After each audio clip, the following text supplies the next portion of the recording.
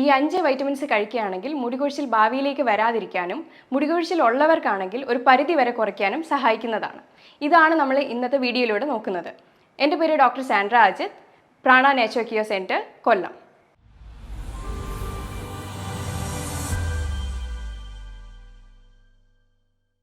മുടികൊഴിച്ചിലും ആരോഗ്യവും തമ്മിൽ വളരെ അടുത്ത ബന്ധമാണുള്ളത്. എന്നാൽ മുടിയുടെ എല്ലാ പ്രശ്നവും സൗന്ദര്യ സംരക്ഷണത്തിൻ്റെ പരിധിയിൽ വരുന്നതുകൊണ്ട് എല്ലാവരും അത്ര കാര്യമാക്കാറില്ല. മുടികൊഴിച്ചിൽ രൂക്ഷമാകുമ്പോഴാണ് ആരോഗ്യത്തെപ്പറ്റി ശ്രദ്ധിക്കുന്നത്.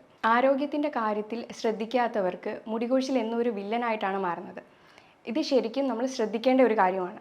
ദിവസവും 50 മുതൽ 100 മുടിയിഴകൾ വരെയാണ് കൊഴിഞ്ഞു പോകുന്നത്. അത് ചിലപ്പോൾ നമ്മുടെ കണ്ണാലെ കാണുന്നതും ഉണ്ടാവും, അല്ലാത്തതും ഉണ്ടാവും. എന്നാൽ ഇതിലധികം കൊഴിയുന്നതിനെയാണ് മുടികൊഴിച്ചിൽ എന്ന് പറയുന്നത്. സ്ത്രീകളെയും പുരുഷന്മാരെയും ഇപ്പോൾ ഒരുപോലെ തന്നെ ബാധിക്കുന്ന ഒരു പ്രശ്നമാണ്. പ്രായപരിധിയില്ലാതെ പല പല കാരണങ്ങൾ കൊണ്ടാണ് മുടികൊഴിച്ചിൽ ഉണ്ടാകുന്നത്.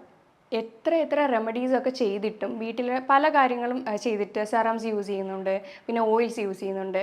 എന്നിട്ടും ഈ മുടി കൊഴിച്ചിലിന് ഒരു അന്ത്യമില്ലെങ്കിൽ അതിന് കാരണങ്ങൾ പലതാണ്. ശരിക്കും മുടി കൊഴിച്ചിലിൻ്റെ റൂട്ട് കോസിനെ ട്രീറ്റ് ചെയ്യുമ്പോഴാണ് മുടി കൊഴിച്ചിലിന് പൂർണ്ണമായിട്ടൊരു ശമനം കിട്ടുന്നത്.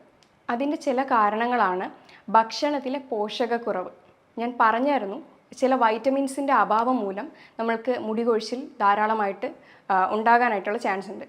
അതേപോലെ ചില ഹോർമോൺസിൻ്റെ ഇംബാലൻസ് മൂലം, അതായത് തൈറോയ്ഡ് പ്രശ്നങ്ങളുള്ളവർക്കോ PCOD PCOS ഉള്ളവർക്കോ മുടി കൊഴിച്ചിൽ രൂക്ഷമാവാൻ ചാൻസ് ഉണ്ട്. അതേപോലെ സ്കിൻ ക്യാൻസറിൻ്റെ ഒരു സിംറ്റവും കൂടിയാണ് മുടി കൊഴിച്ചിൽ. അതുപോലെ തന്നെയാണ് സിങ്കിൻ്റെ ഡെഫിഷ്യൻസി ഉണ്ടെങ്കിൽ, മിനറലായ സിങ്കിൻ്റെ ഡെഫിഷ്യൻസി ഉണ്ടെങ്കിൽ മുടി മാത്രമല്ല കൊഴിയുന്നത്, കൺപീലിയും അതേപോലെ പുരുകവും എല്ലാം അതിൻ്റെ കൂടെ തന്നെ കൊഴിഞ്ഞു പോവുകയാണ് ചെയ്യുന്നത്. അപ്പോൾ സിങ്കിൻ്റെ ഡെഫിഷ്യൻസി ഉള്ളവർക്കും ഈ ബുദ്ധിമുട്ട് കണ്ടുവരുന്നുണ്ട്. അതുപോലെ തന്നെയാണ് സ്കാൽപ്പിൽ പല ഇൻഫെക്ഷൻസോ കാര്യങ്ങളോ ഒക്കെ ഉണ്ടെങ്കിൽ മുടി കൊഴിച്ചിൽ രൂക്ഷമാവാനായിട്ടുള്ള കാരണമാണ്. അതേപോലെ ഹാർഡ് വാട്ടറിൽ കുളിക്കുന്നു, പെട്ടെന്ന് ക്ലൈമാറ്റിക് ചേഞ്ച് ആകുന്ന സമയത്തും ഒക്കെ നമുക്ക് മുടി നന്നായിട്ട് കൊഴിയാനായിട്ടുള്ള കാരണമാകുന്നുണ്ട്. അതുപോലെ തന്നെയാണ് പ്രോട്ടീൻ്റെ ഡെഫിഷ്യൻസി ഉണ്ടെങ്കിലും മുടി കൊഴിച്ചിൽ ധാരാളമായിട്ട് വരും. മുടി ഉണ്ടാക്കിയേക്കുന്നത് തന്നെ പ്രോട്ടീൻ വെച്ചിട്ടാണ്. അതിൻ്റെ സ്ട്രക്ചറും അതിൻ്റെ ആ ഒരു ഇതെല്ലാം മെയിൻറ്റെയിൻ ചെയ്യുന്നത് നമ്മുടെ കെരാറ്റിൻ എന്ന പ്രോട്ടീനാണ്. അപ്പോൾ പ്രോട്ടീൻ്റെ ഡെഫിഷ്യൻസി ഉണ്ടെങ്കിലും മുടി കൊഴിച്ചിൽ രൂക്ഷമാവാനായിട്ടുള്ള കാരണങ്ങളിലൊന്നാണ്. അതുപോലെ തന്നെയാണ് സ്ട്രെസ്സ്, ആങ്സൈറ്റി, ടെൻഷൻ ഇങ്ങനെയുള്ള ആളുകളിൽ മുടി കൊഴിച്ചിൽ ധാരാളമായിട്ട് കണ്ടുവരുന്നുണ്ട്. അപ്പോൾ ഇങ്ങനെയുള്ള സമയത്ത് ഉറക്കം കുറവായിരിക്കും. ഉറങ്ങുന്ന സമയത്താണ് നമ്മുടെ ശരീരത്തിലെ ബോഡി റിപ്പയറിങ്ങും മെയിൻ്റനൻസും ഒക്കെ നടക്കുന്നത്. അപ്പോൾ ഈ ഒരു സമയത്ത് മുടി കൊഴിച്ചിൽ ധാരാളമായിട്ട് കണ്ടുവരുന്നുണ്ട്. അതുപോലെ തന്നെയാണ് ഡീഹൈഡ്രേഷൻ, അതായത് വെള്ളം കൂടി കുറവാണെങ്കിൽ ഒരു പേഴ്സൺ 20 kgക്ക് 1 ലിറ്റർ അളവിനാണ് വെള്ളം കുടിക്കേണ്ടത്. അപ്പോൾ ഇതിൻ്റെ അളവിൽ കുറവ് വരികയാണെങ്കിലും മുടി കൊഴിച്ചിൽ കണ്ടുവരുന്നുണ്ട്. അതുപോലെ തന്നെയാണ് അസിഡിറ്റി പ്രോബ്ലംസ്, അതായത് ഗട്ട് കെയർ പ്രോപ്പർ അല്ലെങ്കിൽ മുടി കൊഴിച്ചിൽ എന്തായാലും ഉണ്ടാവും. അതായത് അസിഡിറ്റി റിലേറ്റഡ് ആയിട്ടുള്ള കോൺസ്റ്റിപ്പേഷനോ അല്ലെങ്കിൽ നെഞ്ചരിച്ചിലോ നോസിയ, വോമിറ്റിങ് അങ്ങനെയുള്ള സെൻസേഷനൊക്കെ ഉണ്ടാകുന്നത് ഈ മുടി കൊഴിച്ചിൽ ഉണ്ടാക്കാനായിട്ടുള്ളൊരു കാരണമാണ്. അപ്പം ഗട്ടിൻ്റെ ഹെൽത്ത് പ്രോപ്പർ അല്ലെങ്കിൽ മുടി കൊഴിയാനായിട്ടൊരു വലിയൊരു കാരണം തന്നെയാണ്. അതേപോലെ തന്നെയാണ് ചില അലർജിക് കണ്ടീഷൻസിൽ. അലർജി കണ്ടീഷൻ എന്ന് പറയുമ്പോൾ ചിലർക്ക് ഗ്ലൂട്ടൻ അലർജി കാണും, അതായത് വീറ്റ് പ്രോട്ടീനാണ് ഗ്ലൂട്ടൻ എന്ന് പറയുന്നത്. അപ്പോൾ വീറ്റ് അധികമായിട്ട് എടുക്കുന്നവർക്ക് അപ്പോൾ ആ ഗ്ലൂട്ടൻ അലർജി ഉണ്ടെങ്കിൽ അവർക്ക് മുടി കൊഴിച്ചിലുണ്ടാവാം. അതേപോലെ ലാക്ടോസ് ഇൻടോളറൻസ് എന്ന് പറയും, അതായത് പാൽ അധികമായിട്ട് എടുത്ത് ചില ആളുകൾക്ക് അത് സെറ്റ് ആകത്തില്ല. അപ്പോൾ അങ്ങനെ വരുമ്പോൾ അത് ലാക്ടോസ് ഇൻടോളറൻസ് ആണ് അവിടെ ഉണ്ടാകുന്നത്. അങ്ങനെയുള്ള അലർജി കണ്ടീഷൻസിലും മുടി കൊഴിച്ചിൽ കാണുന്നുണ്ട്. അതേപോലെ പല ആളുകൾക്കും ചില ഫുഡിനോട് അലർജി കണ്ടുവരുന്നുണ്ട്. അപ്പോൾ അങ്ങനെ വരുമ്പോൾ അവർക്ക് ആ ഒരു ഭക്ഷണം കഴിക്കുമ്പോൾ മുടി കൊഴിച്ചിൽ ധാരാളമായിട്ട് വരുന്നുണ്ട്. അതുപോലെ തന്നെയാണ് ചില മെഡിസിൻസ് കഴിക്കുമ്പോൾ സൈഡ് എഫക്ട്സ് കണ്ടുവരുന്നുണ്ട്. സൈഡ് എഫക്റ്റായിട്ട് മുടി കൊഴിച്ചിൽ ഇങ്ങനെ കണ്ടുവരുന്നുണ്ട്. അതേപോലെ തന്നെയാണ് ചില പനികൾ, അതായത് കോവിഡ്, ഡെങ്കു അങ്ങനെയൊക്കെ വരുന്ന സമയത്തും മുടി കൊഴിച്ചിൽ ധാരാളമായിട്ട് വരുന്നുണ്ട്. ഇതേപോലെ തന്നെയാണ് ഡെയിലി റൊട്ടീനിൽ നമ്മൾ ചെയ്യുന്ന തെറ്റുകൾ. അതായത് ചിലപ്പോൾ നമ്മൾ അറിയുന്നില്ല, ഇപ്പോൾ കുളിച്ച് കഴിഞ്ഞ ഉടനെ ഈറൻമുടിയോടെ തന്നെ വന്നിട്ട് പെട്ടെന്ന് ചീകുകയോ അല്ലെങ്കിൽ അത് ടൈറ്റായിട്ട് പിടിച്ച് പുള്ളി ചെയ്ത് കെട്ടുകയോ അല്ലെങ്കിൽ അങ്ങനെയൊക്കെ ചെയ്യുമ്പോൾ മുടി പെട്ടെന്ന് വലിഞ്ഞിട്ട് പൊട്ടാനായിട്ടുള്ളൊരു ചാൻസ് കൂടുതലാണ്. അപ്പോൾ അങ്ങനെയും അബദ്ധത്തിൽ നമുക്ക് ഹെയർ ഫോൾ കൂടാനായിട്ടുള്ള ചാൻസ് കൂടുതലാണ്. അപ്പോൾ ഇത്രയൊക്കെയാണ് മെയിനായിട്ടുള്ള കാരണങ്ങൾ. അതുപോലെ തന്നെ ഏറ്റവും പ്രധാനമായിട്ടുള്ള ഒരു കാരണമാണ് കഷണ്ടി. അതായത് കഷണ്ടിക്ക് മരുന്നില്ല എന്ന് കേൾക്കുന്ന പോലെ തന്നെയാണ്. കഷണ്ടി എന്ന് പറയുന്നത് ജനിതകപരമായി വരുന്ന ഒരു രോഗമാണ്. ഈ ജീനുള്ള വ്യക്തികളിൽ ഒരു ഹെയർ ഫോളിക്കിൾസ് വന്നിട്ട് അത് നേർത്ത് വന്ന് അവിടെ ഇല്ലാണ്ടാവുകയാണ് ചെയ്യുന്നത്. അങ്ങനെയാണ് അത് നശിക്കുന്നത്. ഇത് 2 തരത്തിലാണ് കാണുന്നത്. പുരുഷന്മാരിൽ ഒരു പാറ്റേൺ ആയിട്ടായിരിക്കും കാണുന്നത്. നെറ്റി കയറലായിരിക്കും അവർക്ക് കൂടുതലും. അത് പെട്ടെന്ന് അറിയാനും കഴിയും. അപ്പോൾ ചെവിയുടെ പുറകിലുള്ളതോ ബാക്കിലുള്ളതോ മുടി കൊഴിയാതെ അങ്ങനെ തന്നെ നിൽക്കും. ഒരു യു പാറ്റേണിലായിരിക്കും അത് മുടി കൊഴിച്ചിൽ ഉണ്ടാവുന്നത്. എന്നാൽ സ്ത്രീകളിൽ അത് മുടിയുടെ കട്ടിയാണ്, അതായത് ഉള്ളു കുറയലാണ്. അത് പെട്ടെന്നായിട്ട് നമുക്കത് ശ്രദ്ധിക്കാൻ പറ്റത്തില്ല. എന്നാലും ഉള്ളു കുറഞ്ഞാണ് കഷണ്ടിയിലേക്ക് അത് മാറുന്നത്. ഇതിൻ്റെ ട്രീറ്റ്മെൻറ്റ് വശം നോക്കുകയാണെങ്കിലും ഇത് നീണ്ട കാലത്തേക്കുള്ള ട്രീറ്റ്മെൻ്റ് ആണ്. അതായത് എത്ര കാലത്തേക്കാണ് നമുക്ക് മുടി ആവശ്യമുള്ളത് അതിനനുസരിച്ച് അത് കെയർ ചെയ്ത് കൊടുക്കണം. അതായത് ഹെയർ സപ്ലിമെൻറ്റ്സ് എടുക്കുകയോ അല്ലെങ്കിൽ അതിൻ്റെ കൂടെ തന്നെ ന്യൂട്രിയൻസ് അടങ്ങിയ ഭക്ഷണങ്ങൾ കഴിക്കുകയോ അങ്ങനെയൊക്കെ ചെയ്യുമ്പോഴായിരിക്കും നമുക്ക് കുറച്ച് നാളും കൂടെ അത് മുടി അത്രത്തോളം നീണ്ടു നിൽക്കുന്നത്. ഇത് സ്റ്റാർട്ടിങ്ങിൽ തന്നെ ട്രീറ്റ് ചെയ്യുകയാണെങ്കിൽ ഒരുപാട് സിംറ്റംസ് നമുക്ക് കുറയ്ക്കാൻ പറ്റും. ഒരുപാട് രൂക്ഷമാകാതെ തന്നെ നമുക്കത് കുറയ്ക്കാനായിട്ട് പറ്റും. പിന്നെ PRP പോലുള്ള ട്രീറ്റ്മെൻറ്റ് വശങ്ങളും അവൈലബിൾ ആണ്. അത് ഒരുപാട് സൈഡ് എഫക്ട്സും കാര്യങ്ങളും ഒന്നും ഇല്ലാത്ത ഒരു പ്രൊസീജിയർ ആയിരിക്കും. എത്ര സിറ്റിംഗ് ആണെന്ന് അതറിയുന്നത് നമ്മുടെ എത്രത്തോളം മുടി പൊഴിഞ്ഞിട്ടുണ്ട് അതിനനുസരിച്ചായിരിക്കും എത്രത്തോളം സിറ്റിംഗ് വേണം എന്നുള്ളത് തീരുമാനിക്കേണ്ടത്. നമ്മുടെ തന്നെ ബ്ലഡ് എടുത്തതിന് ശേഷം അതിൻ്റെ പ്ലേറ്റ്ലെറ്റും ഗ്രോത്ത് ഫാക്ടറും കൂടെ സെപ്പറേറ്റ് ചെയ്ത് തിരിച്ച് സ്കാൽപ്പിലേക്ക് ഇൻഫ്യൂസ് ചെയ്യുകയാണ് ചെയ്യുന്നത്. നല്ലൊരു ട്രീറ്റ്മെൻറ്റ് വശമാണത്. പിന്നെയും മുടി കൊഴിച്ചിൽ ഒരുപാട് രൂക്ഷമാണ് എന്നുണ്ടെങ്കിൽ ഹെയർ ട്രാൻസ്പ്ലാന്റേഷൻ സർജറിയിലേക്കായാലും പോകാൻ പറ്റുന്ന ഒരു ഇതാണ്. നമുക്ക് ഒരു ദിവസത്തെ സെഷനായിരിക്കും അത് വരുന്നത്. അതും വലിയ ബുദ്ധിമുട്ടുകളൊന്നും ഉണ്ടാക്കാതെ നമുക്കത് ചെയ്യാൻ പറ്റുന്ന ഒരു പ്രൊസീജിയർ തന്നെയാണ്.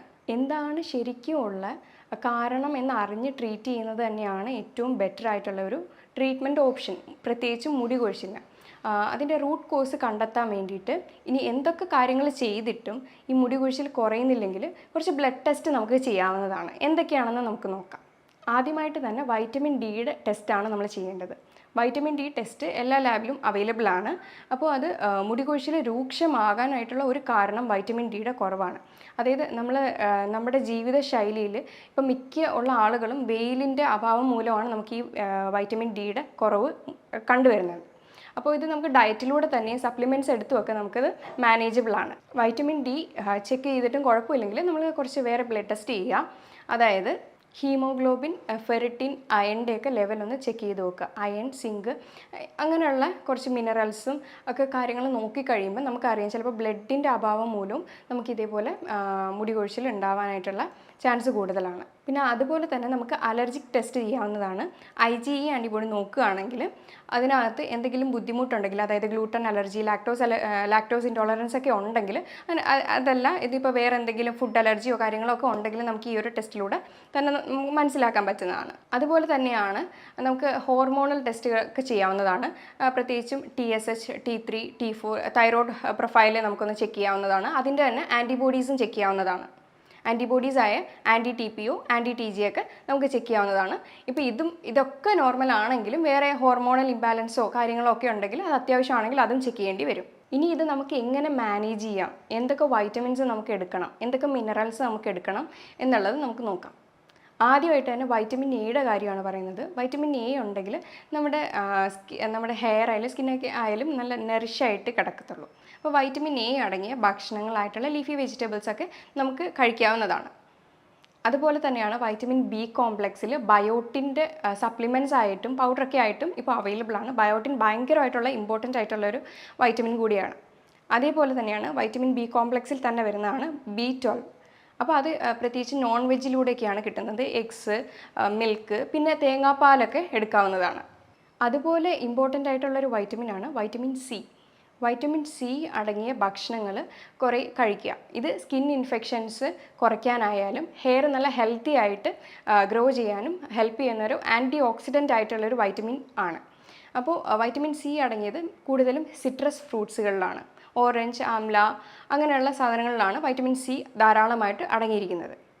അതുപോലെ തന്നെയാണ് വൈറ്റമിൻ ഡി. വൈറ്റമിൻ ഡി എന്ന് പറയുമ്പോൾ മെയിനായിട്ട് നമുക്ക് കിട്ടുന്നത് സൺലൈറ്റിൽ കൂടെയാണ്. എന്നാലും ഒരു പരിധി വരെ നമുക്ക് സൺലൈറ്റ് കൊള്ളാൻ കഴിയത്തുള്ളൂ. അതുകൊണ്ട് ഇതിൻ്റെ സപ്ലിമെൻറ്റ്സും കാര്യങ്ങളും ഒക്കെ അവൈലബിൾ ആണ്. അപ്പോൾ എന്തായാലും ഭൂരിഭാഗം ആളുകൾക്കും വൈറ്റമിൻ ഡിയുടെ അഭാവം ഉണ്ടാകും. അത് കാരണം നമ്മുടെ ഇപ്പോഴത്തെ ജീവിതശൈലി മൂലം അതെന്തായാലും ഉണ്ടാകാനായിട്ടുള്ള ചാൻസ് കൂടുതലാണ്. അതുകൊണ്ട് വൈറ്റമിൻ ഡി കുറവാണെങ്കിൽ അതിൻ്റെ സപ്ലിമെൻറ്റ്സ് എടുക്കുന്നത് നല്ലതായിരിക്കും. അതേപോലെ മഷ്റൂമിലൊക്കെ നല്ല വൈറ്റമിൻ ഡി റിച്ച് ആണ്. അതുപോലെ തന്നെയാണ് വൈറ്റമിൻ ഇ. ഇത് നമുക്ക് എക്സ്റ്റേണലായിട്ട് അപ്ലൈ ചെയ്യാൻ പറ്റും. വൈറ്റമിൻ ഇയുടെ ക്യാപ്സ്യൂളൊക്കെ അവൈലബിൾ ആണ്. ഒരു 2-3 ഡ്രോപ്പ് എടുത്തിട്ട് ബിഫോർ ഉറങ്ങുന്നതിന് മുന്നേ അത് തലയിൽ അപ്ലൈ ചെയ്താലും നല്ലതാണ്. ഇതും ഇൻഫെക്ഷൻസിനെയൊക്കെ കുറയ്ക്കും. അതല്ല ഫുഡിലൂടെ നട്ട്സിലൂടെ സീഡ്സിലൂടെയൊക്കെ എടുത്തു കഴിഞ്ഞാൽ ഏറ്റവും നല്ലതാണ്. പ്രോട്ടീൻ റിച്ച് ഫുഡ് ധാരാളമായിട്ട് എടുക്കാൻ ശ്രദ്ധിക്കുക. അതുപോലെ തന്നെയാണ് സിങ്കിൻ്റെയും സെലീനിയത്തിൻ്റെയൊക്കെ ഡെഫിഷ്യൻസി ഉണ്ടെങ്കിലും മുടി കൊഴിച്ചിലുണ്ടാവുമെന്ന് പറഞ്ഞായിരുന്നു. അപ്പോൾ അതും ഒന്ന് കോപ്പപ്പ് ചെയ്ത് അതിനുള്ള ഭക്ഷണങ്ങളും എടുക്കേണ്ടി വരും. ശരീരത്തിൽ വാട്ടർ ലെവൽ മെയിൻറ്റെയിൻ ചെയ്യുന്നതും വളരെ അത്യാവശ്യമായിട്ടുള്ള കാര്യമാണ്. അതേപോലെ വെള്ളം നന്നായിട്ട് കുടിക്കാൻ നോക്കുക. സ്ട്രെസ്സുള്ള ആളാണെങ്കിൽ അത് മെഡിറ്റേഷനോ ബ്രീത്തിങ് എക്സസൈസൊക്കെ ചെയ്ത് അതൊക്കെ ഒന്ന് മെയിൻറ്റെയിൻ ചെയ്യാനായിട്ട് നോക്കുക. അതേപോലെ തന്നെ സ്ലീപ്പിൻ്റെ ക്വാളിറ്റി ഇമ്പ്രൂവ് ചെയ്യാനായിട്ട് നമുക്ക് മെഡിറ്റേഷൻ ആയാലും യോഗാസനാസ് ആയാലും എല്ലാം സഹായിക്കും. അപ്പോൾ സ്ട്രെസ്സ് കുറയുമ്പോൾ തന്നെ ഏകദേശം ഉറക്കം നമുക്ക് നന്നായിട്ട് കിട്ടുന്നതാണ്. പിന്നെ ഹെയർ ഫോളിന് നല്ല 2 യോഗാസനാസ് പറയുകയാണെങ്കിൽ സർവാംഗാസനയും ശീർഷാസനയാണ്. അപ്പോൾ നമുക്ക് ബ്ലഡ് ഫ്ലോ നല്ലോണം സ്കാൽപ്പിലേക്ക് ഇമ്പ്രൂവായി നമുക്ക് ഒരു പരിധി വരെയും മുടി കൊഴിച്ചിലിന് കാരണമാവുന്ന റീസൺസിനെല്ലാം കുറയ്ക്കുന്നതായിരിക്കും. അതേപോലെ തലയിലേക്ക് നല്ല മസാജ് ഡെയിലി ഒരു 5 മിനിറ്റ് കൊടുക്കുകയാണെങ്കിൽ നല്ല ബ്ലഡ് സർക്കുലേഷനൊക്കെ ഒന്ന് ഇമ്പ്രൂവായി മുടി കൊഴിച്ചിലിന് ഒന്ന് ശമനം ലഭിക്കുന്നതായിരിക്കും. അതുപോലെ തന്നെ എല്ലിൻ്റെ സൂപ്പ് കഴിക്കുന്നതും നല്ലതാണ്. മട്ടൻ്റെയോ ബീഫിൻ്റെയോ എല്ലിൻ്റെ സൂപ്പ് മാസത്തിലോ അല്ലെങ്കിൽ 2 ആഴ്ചയിലോ ഒരിക്കലൊക്കെ കഴിക്കുന്നത് വളരെ നല്ലതാണ്. പിന്നെ ശരീരത്തിൽ ഡീവേമിങ് ചെയ്യുന്നത് നല്ലതായിരിക്കും. 6 മാസത്തിൽ ഒരിക്കൽ ഡീവേമിങ് ചെയ്താൽ മതിയാവും. ആദ്യത്തെ ഒരു ക്യാപ്സ്യൂൾ അത് ഏതോ ഒരു മെഡിസിനോ ആയിക്കോട്ടെ, കുഴപ്പമില്ല. അത് ആദ്യത്തെ ഒരാഴ്ചയിൽ ഒരു മെഡിസിൻ എടുത്തതിന് ശേഷം പിന്നെ ഒരു 2 ആഴ്ച കഴിഞ്ഞിട്ട് ഒരു മെഡിസിനും കൂടി എടുക്കുക. അപ്പം എന്തെങ്കിലും അണുബാധ അങ്ങനെ എന്തെങ്കിലും ഗട്ട് കെയർ എന്തെങ്കിലും ബുദ്ധിമുട്ട് വരുന്നുണ്ടെങ്കിൽ ഈ ഒരു ഡീവേമിങ് ചെയ്യുമ്പോൾ തന്നെ ഏകദേശം ഹെയർ ഫോളിനൊരു ശമനം ലഭിക്കുന്നതായിരിക്കും. അതുപോലെ തന്നെ സ്കാൽപ്പ് ഓവർ ഡ്രൈ ആയി കഴിയുമ്പോൾ ഡാൻഡ്രഫിൻ്റെ ഇഷ്യൂ വന്നിട്ടും ഹെയർ ഫോൾ വരാം. അതേപോലെ കൂടുതൽ പെട്ടെന്ന് അടുക്കിന് തന്നെ തല വാഷ് ചെയ്യുന്നവരും ഉണ്ടാവും. ഡെയിലി തന്നെ 1-2 പ്രാവശ്യം വാഷ് ചെയ്യുന്നവരുണ്ടാവും. അത് അവോയ്ഡ് ചെയ്യണം. എന്നാൽ ഒരുപാട് ലേറ്റായിട്ട് വാഷ് ചെയ്യുന്നവരും ഉണ്ടാവും. അതും അവോയ്ഡ് ചെയ്യേണ്ടതാണ്. അതേപോലെ കെമിക്കൽ ട്രീറ്റ്മെൻറ്റ്സ് ഇങ്ങനെ അടുക്കിന് ഫ്രീക്വൻ്റായിട്ട് ചെയ്യുന്നവരുണ്ടാവും. അതേപോലെ ഹീറ്റിംഗ് മെത്തേഡൊക്കെ യൂസ് ചെയ്യുന്നവരുണ്ടാവും പെട്ടെന്ന് ഹെയർ ഡ്രൈ ഒക്കെ ആക്കാൻ വേണ്ടിയിട്ട്. അപ്പോൾ അങ്ങനെയൊക്കെ വരുമ്പോഴത്തേക്ക് ഈ ഹെയർ ഫോള് കൂടാൻ ചാൻസ് ഉണ്ട്. അപ്പോൾ അതൊക്കെ ഒന്ന് കുറച്ച് കഴിഞ്ഞാൽ നമുക്ക് ഒരു പരിധിവരെ ഹെയർ ഫോൾ കുറയ്ക്കാൻ പറ്റും. അതേപോലെ ഹാർഷായിട്ടുള്ള ഷാമ്പൂ കണ്ടീഷണറൊക്കെ ഒന്ന് അവോയ്ഡ് ചെയ്തിട്ട് മൈൽഡായിട്ടുള്ള ഷാമ്പൂ കണ്ടീഷണറൊക്കെ ഉപയോഗിക്കാനായിട്ട് നോക്കുക. അതും ആഴ്ചയിൽ 1-2 പ്രാവശ്യം ഉപയോഗിച്ചാൽ മതിയാവും. പിന്നെ ഹോം റെമഡീസിൽ തന്നെ മാറുന്ന ഹെയർ ഫോൾ ആണെങ്കിൽ കുറച്ച് ഹോം റെമഡീസ് ട്രൈ ചെയ്യാവുന്നതാണ്. അതായത് അലോവേറ ട്രൈ ചെയ്യാം. അലോവേറയുടെ ജെല്ല് എടുത്തിട്ട് സ്കാൽപ്പ് ഫുൾ അപ്ലൈ ചെയ്ത് കുറച്ച് നേരം കഴിഞ്ഞിട്ട് ഒരു 10-20 മിനിറ്റ് വെച്ചിട്ട് വാഷ് ചെയ്യാം. പിന്നെ ഉരുക്ക് വെളിച്ചെണ്ണ ഉപയോഗിക്കാവുന്നതാണ്. അതും അപ്ലൈ ചെയ്തിട്ട് വാഷ് ചെയ്യാവുന്നതാണ്.